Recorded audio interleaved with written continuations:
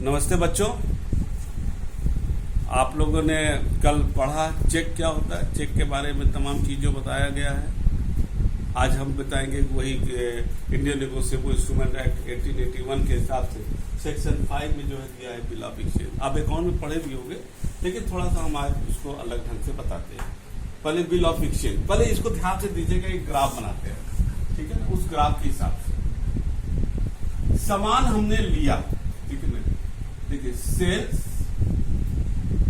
हुआ, यहां हुआ क्या गया आपका परचेज, सेल्स हुआ परचेज हुआ। अगर सेल क्रेडिट पर होता है, ध्यान दीजिए, सेल ऑफ परचेज क्रेडिट पर है, कैश पर है तो कोई दिक्कत नहीं, पैसा समान होगा। अगर क्रेडिट पर है तो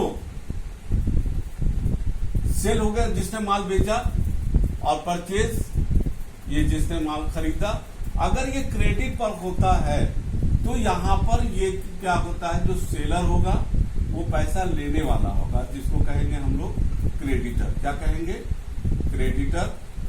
और इसको कहेंगे हम लोग डेटर। क्या कहेंगे? डेटर। क्रेडिटर जो है एक बिल लिखेगा। अब जब उधार है तो ये इससे पैसा लगेगा, इसके लिए कहेगा, तो ये एक लिखेगा उसके ऊपर, परचेजर के ऊपर क्या लिखेगा, तो इसको हम लोग कहेंगे राइटर। और जब ये लिखेगा राइटर के रूप में, तब जाकर के ये जो है, जो डेटर है उसको एक्सेप्ट करेगा, उसको हम लोग कहेंगे एक्सेप्टर। ठीक है ना। यहां तक तो समझ आ गया कि बिल ऑफ एक्सचेंज सेल्स हो रहा है, ठीक है। क्रेडिटर हो गया, डेटर हो गया, राइटर हो गया और एक्सेप्टर हो गया। तो राइटर के रूप में, और इसने एक्सेप्ट कर दिया। जैसे ही इसने एक्सेप्ट किया, ये हो गया आपका बिल्स ऑफ एक्सचेंज। क्या हो गया? Bills of exchange. Bills of exchange जब होगा, इसको हम लोग कहेंगे, जो क्या कहते हैं क्रेडिटर है, उसके क्या हो गया बिल रिसीवेबल। क्या हो गया? Bill receivable. और इसके क्या हो गया आपका bills payable. Bills payable. Bill receivable माने इसको लेना है, इसको पैसा पाना है, और इसको पैसा क्या कहते हैं देना है। आपको बता दें, अकाउंट के टर्म में जो बिल रिसीवेबल है ये करंट एसेट्स में आता है, और बिल्स पेबल आता है करंट लायबिलिटी में, ठीक है ना। इन दैट केस ये जो है आपका ड्रॉर हो जाएगा, और ये आपका हो गया ट्राई। सेम वही चेक की तरह ड्रॉर एंड ड्राई। और अगर इंडोर्स हो जाता है तो पे, इसको तो हम लोग कहते हैं। ये आपका एक चार्ट बन गया बिल ऑफ एक्सचेंज का, कि किस तरीके से होता है, ठीक है। अब जो है तो बिल ऑफ एक्सचेंज में क्या होता है, फिर से हम उसको रिपीट करेंगे। बिल ऑफ एक्सचेंज में क्या होता है कि जैसे हमने माल उधार बेचा, और हम कहते हैं भैया हम 3 महीने बाद हम आपको पेमेंट करेंगे। अब 3 महीने बाद वो कहता है कि साहब 3 महीने बाद आप करिएगा तो बड़ा दिक्कत हो जाएगा। इन दैट जो है वो उसको लिख देता है, और लिख देता है जो इसको कौन लिखेगा? सेलर लिखेगा एज ए क्रेडिटर, और परचेजर एज ए डेटर उसको एक्सेप्ट कर लेगा, बिल ऑफ एक्सचेंज हो जाएगा, जिसको हम लोग क्रेडिटर क्या है, जो सेलर है उसके क्या हम लोग जो है बिल रिसीवेबल बोलेंगे, और बिल्स पेबल बनेंगे। देखिए, अब हम यहां पर एक इंपॉर्टेंस की बात करें बिल ऑफ एक्सचेंज का, तो 2-3 महत्वपूर्ण चीज बात होती है इंपॉर्टेंस का। पहला जो इंपॉर्टेंस है कि एक तो सर्टिफिकेट हो जाता है, एक ऑथराइजेशन होता है, जिसमें एक चीज जान लीजिएगा, यहां पर ये एक्सेप्ट करता है, एक्सेप्टेंस के बाद ही बिल ऑफ एक्सचेंज होगा। अगर ये एक्सेप्ट नहीं करता है तो ये एक कागज का टुकड़ा है। अब जब एक्सेप्ट कर दिया तो ये होगा, तो 2 चीजें, एक तो ये एक्सेप्ट करे, ये प्रूफ है कि उसने पेमेंट किया। दूसरा, आप कहेंगे क्या कि अविश्वास है? नहीं, कभी कभी जरूरी नहीं कि हम अगले पर, जिसने मान लिया है हम उस पर अविश्वास करते हैं। देखिए, एक चीज तो बिजनेस का टर्म में आप जान लो बेटा, कि cash is the prime factor. हमने माल बेच दिया, कैश मिला ही नहीं, माल तो बेच दिए। अब तो यहां पर जो है बैंक एक सुविधा देता है कि अगर ये बिल ऑफ एक्सचेंज को अगर आप बैंक में प्रेजेंट करते हो, आप अकाउंट में पढ़ भी चुके होंगे, बिल ऑफ एक्सचेंज को बैंक में प्रेजेंट करते हो, ये से जो है क्रेडिटर बिल रिसीवेबल को ले जाके बैंक में प्रेजेंट करेगा, तो बैंक कुछ पैसा काट करके कमीशन के तौर पर उसको इसको पेमेंट कर देगा।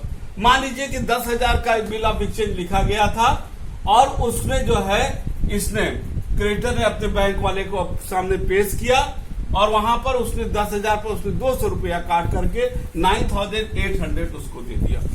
आपको कहेगा 200 रुपया नुकसान है, लेकिन बिजनेस में ये 9,800 हो सकता है कि वो 2 या 3 बार, मान लीजिए 3 महीने में ये 9,800 रुपया वो 3 बार उसको रोटेट अगर करा देता है और 500 रुपया प्रॉफिट अगर उसको एक ट्रांजेक्शन में हो रहा है, मिनिमम हम बोल रहे हैं 5% की दर से 500 रुपया के करीब प्रॉफिट हो रहा है, वो 3 महीने में 1500 कमा लेगा। तो 1500 कमाने के चक्कर में वो 200 का नुकसान बर्दाश्त कर लेगा। ये बैंक जो है ये एक अच्छी सुविधा यहां पर बिल ऑफ एक्सचेंज में देती है, क्योंकि bill of exchange is recognised by the law. तो वो इसको रिकॉग्नाइज होने के नाते इसको ये सुविधा दे दिया जाता है। अब देखिए ना, 200 रुपया का नुकसान एक हुआ एक एजम्पशन के तौर पर, और आपको जो है 1500 को फायदा हो गया। तो कैश का ट्रांजेक्शन नहीं तो क्या होगा, अगर आप जो है मान लीजिए कि आपने उधार दे दिया, 3 महीने बाद पैसा देगा, 3 महीने तक आपका पैसा ब्लॉक हो गया, माल तो बिक गया और आपको जो है जो जहां से माल लाए थे उसको तो पैसा देना है आपको। अब एक जो है ब्लॉक हो गया, उस ब्लॉकेज को दूर कर देता है जब हम बिल ऑफ एक्सचेंज लिखते हैं और इसको इन कैश करा लेते हैं बैंक से, जिसको कहते हैं डिस्काउंटिंग ऑफ द बिल। तो ये बहुत महत्वपूर्ण एक फैक्टर है कि बिल ऑफ एक्सचेंज को क्यों लिखा जाता है, क्योंकि इससे जो है जो क्रेडिटर है इसको एक कैश की अच्छी सुविधा वर्किंग कैपिटल के रूप में मिल जाती है। अब थोड़ा सा आते हैं characteristic of the bill of exchange क्या होता है, इसको थोड़ा सा हम लोग देखें कि इसकी कैरेक्टरिस्टिक क्या है। इसको फटाफट बोल देंगे इसको, और उसके तब आप लोग ध्यान से देखिएगा। कैरेक्टरिस्टिक है, it is a credit instrument which is written whenever a creditor does not get payment in cash. Clear है, it is written by the creditor on the debtor, it is accepted by the debtor. I have mentioned in this graph. Second है, it is in writing, लिखित होना चाहिए। Bill of exchange should be written under ink or should be typed. Clear है। Third है, it is written on debtor who is real person. आप ये नहीं लिख सकते हो कि मिस्टर एक्स है भाई, भगवान राम, भगवान लक्ष्मण, नहीं लिख सकते।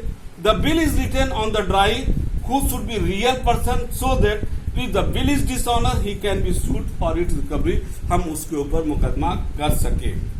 The maker or the drawer of the bill should be certain person, एक certain person होना चाहिए। ये नहीं कि हम जो है राम को दे दीजिएगा, राम 10 हैं, कैसे, उसका एक आइडेंटिफिकेशन क्लियर होना चाहिए।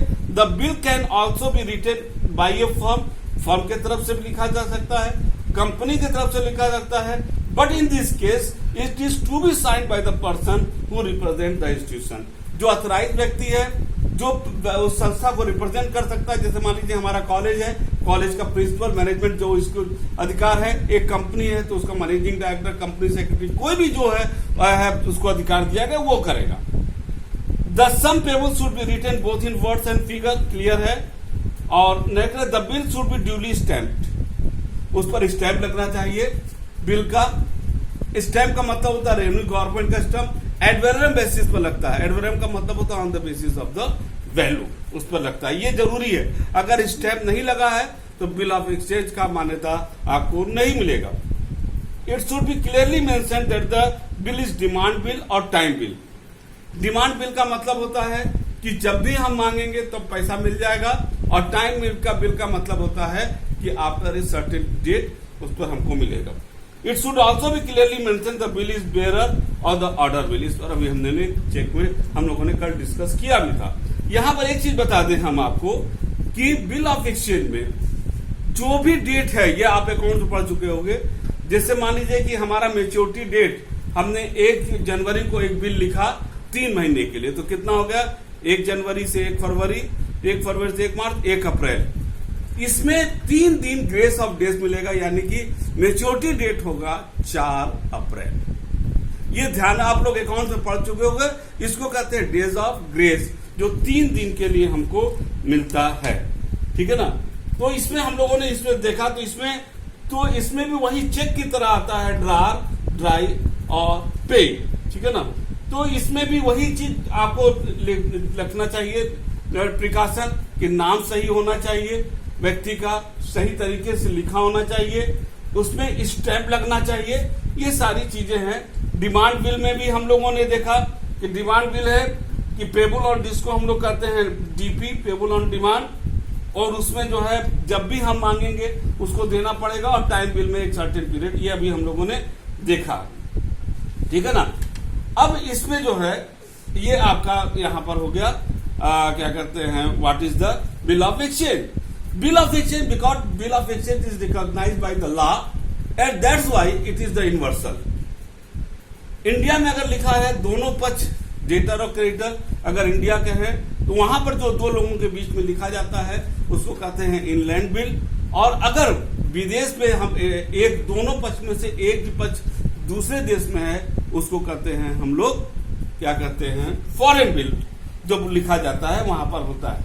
यहां पर थोड़ा सा जब इनलैंड होता है, चूंकि एक ही देश का है, एक ही कानून है, एक ही रुपया है, एक ही हमारा कोर्ट है, एक ही हमारा मॉनेटरी अथॉरिटी, सब कुछ एक है, एक ही लैंग्वेज है, एक ही कल्चर है, सब कुछ है, तो वहां दिक्कत नहीं है। लेकिन दो देशों के होने के कारण कई तरीके के जो है उसमें जो आता है, ऐसी दशा में हम लोगों को जो है वो होता है। तो जब इंडिया का बिल होता है उसमें आप जो है इंडिया में जो भी रिकॉग्नाइज बाय द लॉ, जो भी लैंग्वेज है आप उसको लिख सकते हो, लेकिन जो फॉरेन बिल है वो आपको इंग्लिश में ही लिखना होता है। उसके बाद जो इंग्लैंड बिल होता है, जो विद इन द कंट्री लिखा जाता है, उसमें एक कॉपी ही जाता है, लेकिन फॉरेन बिल में हमको 3 कॉपी बनाना पड़ता है। और यहां पर जो है स्टैंप जो है इंग्लैंड बिल में स्टैंप हमारा लगाना जरूरी है, ठीक है ना। लेकिन फॉरेन बिल में stamp is put twice on this bill, 2 bar. One stamp is put by the writing company जो लिख रहा है, और सेकंड स्टैंप लगता है जो एक्सेप्टर कंपनी। ध्यान दीजिए 2 जगह लगेगा, क्योंकि गवर्नमेंट भी 2 है ना। मान लीजिए इंडिया का है और एक जो है आपका इंग्लैंड का है, तो एक हम इंडिया का लगेगा स्टैंप, और एक जो एक्सेप्ट करा अगर इंग्लैंड का है, एक वहां का भी स्टैंप लगेगा।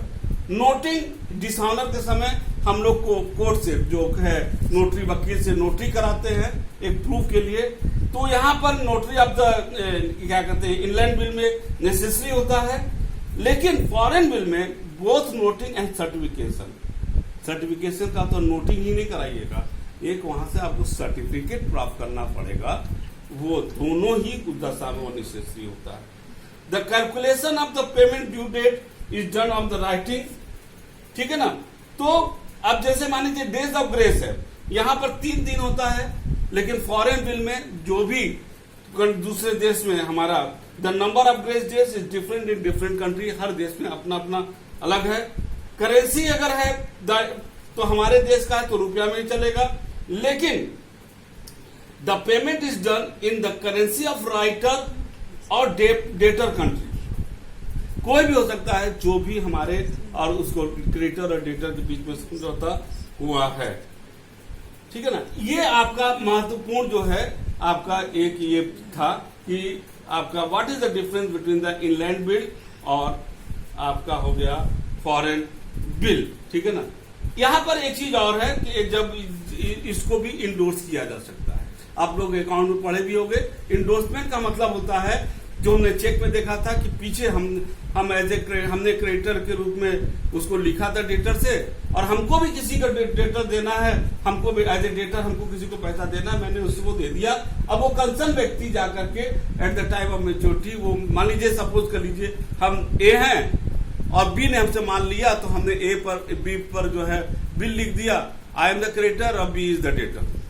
और इन द सेम टाइम हमने जो है बी को भी पैसा, हमको सी को पैसा देना है, वही बिल हमने उठा करके इंडोर्स कर दिया मिस्टर सी को।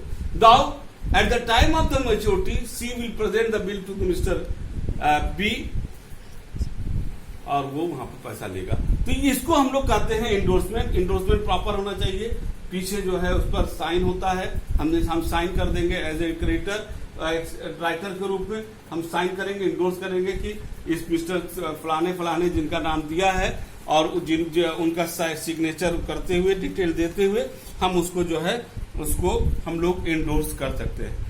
तो बिल ऑफ एक्सचेंज जो है, जो मैंने अभी इंपॉर्टेंट में बताया चीज बताया है कि इसका जो सबसे बड़ा फायदा है कि एक तो ये क्लियर हो जाता है कि हाँ माल बेचा गया, देयर इज सम कंसीडरेशन, उसको माल बेचा गया है। एक सर्टिफिकेट हो जाता है, डॉक्यूमेंट हो जाता है जो ये बताता है कि हाँ उधार बेचा गया है।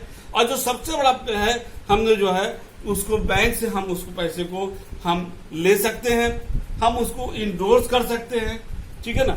और सबसे बड़ा जो इन सारी चीजों का लबाव है कि जो उधार बेचने में जो कैश की प्रॉब्लम आता है वो एट ए टाइम हम जब बैंक से पैसा ले लेते हैं तो वो पैसा हमको मिल जाता है, तो वो हमारी प्रॉब्लम वो दूर हो जाता है। तो बिल ऑफ एक्सचेंज एक अच्छी व्यवस्था है जिसके तहत जो है हम लोग ये करते हैं। इंडिया में भी जो बड़े बड़े कॉर्पोरेट हाउस है बिल ऑफ एक्सचेंज उसको वो लेते हैं। रिजर्व बैंक भी अपना इसमें जो है तमाम इस पर अपने कोशिश करता रहता है और अपने इस पर क्या करते हैं डिस्काउंट और ये तमाम इस पर, क्योंकि ये एक ऐसी व्यवस्था है कि जो बिजनेसमैन एक्चुअली देखा जाए तो वर्किंग कैपिटल कैश की प्रॉब्लम से जूझता है।